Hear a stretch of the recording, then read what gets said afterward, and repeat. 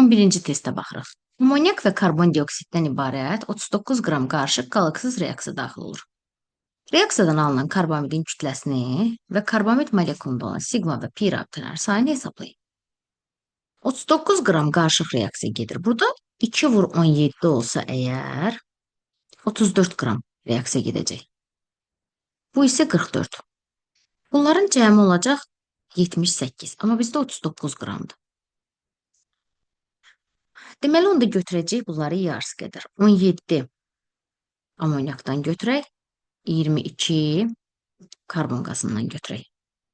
Yarısını götürdüyümüz üçün burada karbamid 60 olduğuna görə emeri, onun da yarısı 30 alırıq. Deməli, birinci testimizin, birinci sualımızın cavabını tapdıq. Bizə deyir ki, karbamidin kütləsini hesablayın. Bu birinci sualımızın cavabı. İkinci isə deyir ki, karbamid molekulunda olan sigma və pi rabitələrin sayını hesablayın. Karbamid CONH2-dən 2 dənədir.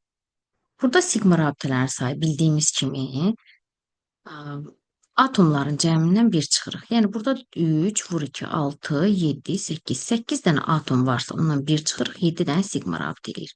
Amma burada pi rabitə varmı, yoxmu və neçə dənədir, onu necə tapırıq? Deməli, onda karbamid molekulunu açmalıyıq.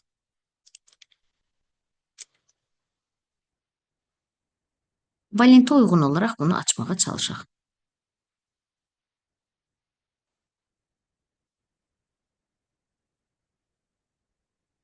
Baxın, karbonun valenti ödədir.